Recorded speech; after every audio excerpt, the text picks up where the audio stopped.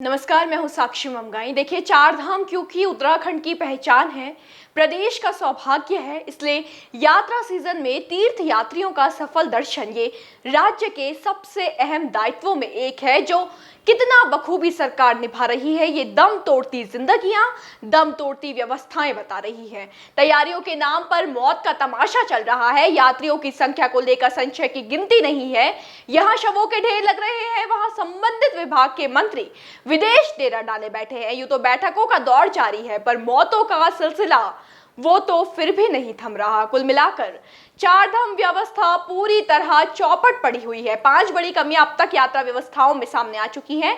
कौन सी है, आगे जानेंगे। साथ ही बताएंगे कि कैसे विदेश यात्रा में गए पर्यटन मंत्री सतपाल महाराज के साथ साथ सूबे के मुखिया पुष्कर सिंह धामी विपक्ष के निशाने पर आ गए हैं, और क्यों हो रही है सीएम के फैसलों से सरकार की किरकिरी।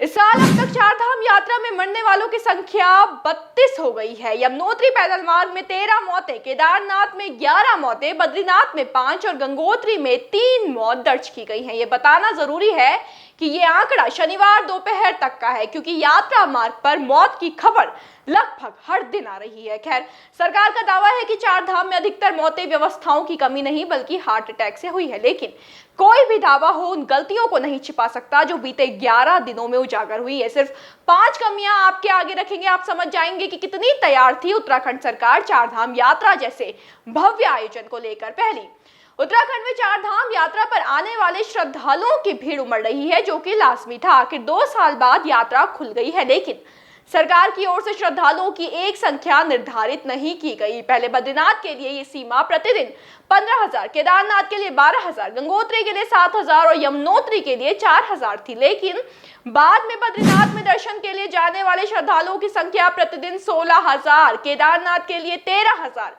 गंगोत्री के लिए 8,000 और यमुनोत्री के लिए 5,000 तय कर दी गई। इस बीच विरोध को देखते हुए सीएम का ऐसा बयान भी सुनने को मिला था कि सीमित संख्या पर विचार करेंगे, जिससे संशय का माहौल बन गया और बिगड़ी व्यवस्था और बिगड़ गई।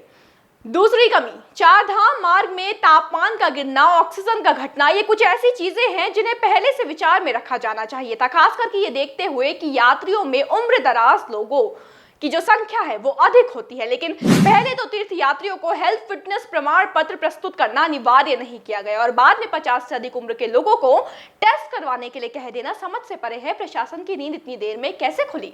तीसरी कमी, जानते हुए भी कि इस समय आस्था का सैलाब जमकर धामों में उमड़ेगा, सरकार ने मार्गों पर यात्रियों की कई अहम जरूरतों को नजरअंदाज कर दिया। खबर है कि मुख्य यात्रा पड़ाव रुद्रप्रयाग, चमोली जैसे स्थानों पर श्रद्धालु पेट्रोल, डीजल, खाने पीने और रहने के लिए जूझ रहे हैं। इतना ही नहीं, चौथी कमी अगर आपको बताऊं तो जानकारी ऐसी भी है कि यात्रा मार्गों में हेल्थ सर्विसेज यात्रियों को समय और संबंधित स्थान पर नहीं मिल पा रही। जी हाँ, यानी ये सच है कि हार्ट अटैक ज्यादातर मौतों का कारण बनकर उभरा है, लेकिन समय पर इलाज न मिलना, इसे नजरअंदाज नहीं किया जा सकता। खैर, आगे बढ़ते हैं। अगर आखिरी बिंदु पर आपका ध्यान खींचूं तो शायद विपक्ष की तरह आप भी कह उठेंगे कि भैया, सतपाल महाराज प्रदेश के पर्यटन मंत्री हैं या विश्व के।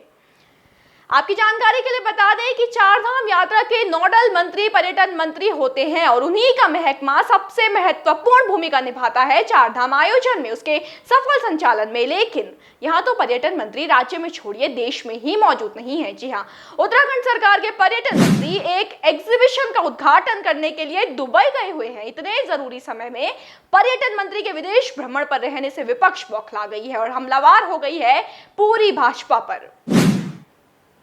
एक तरफ उत्तराखंड में चारधाम यात्रा की व्यवस्थाएं पूरी तरह से चरमराई हुई है, और दूसरी तरफ अधूरी और फेल तैयारियों से सियासत गरमाई हुई है।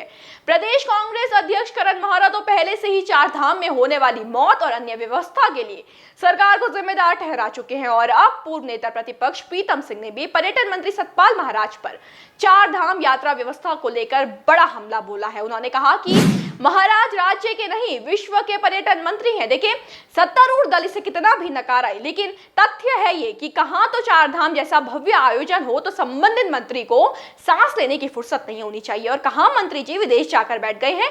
ऊपर से सीएम धामी का ऐसे 2 मंत्रियों को जिम्मा देना जो अपने विभागों की नाकामी पर घिरे हुए हैं, फर्जियत का और बड़ा कारण बन गया है।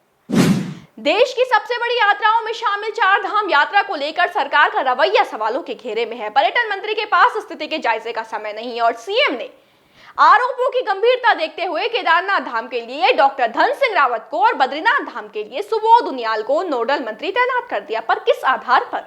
भैया धन सिंह रावत तो फेल होती स्वास्थ्य व्यवस्थाओं पर पहले ही विपक्ष के निशाने पर है और सुबोध उनियाल तो उत्तराखंड के वन और पर्यावरण मंत्री है, जिनके महकमे का चार धाम यात्रा से सीधा क्या कोई भी सरोकार नहीं है। उन्हें जिम्मेदारी देना समय ही बताएगा कितना सही कितना गलत साबित होता है। हालांकि सरकार से अपील यही रहेगी कि नियंत्रण से बाहर जा चुकी यात्रा को हर कीमत पर संभालने का प्रयास किया जाए, क्योंकि आस्था की बयार में व्यथा की गुहार ये ठीक नहीं। आज के लिए इतना ही, इजाजत दीजिए, फिर हाजिर होंगे देवभूमि इनसाइडर में।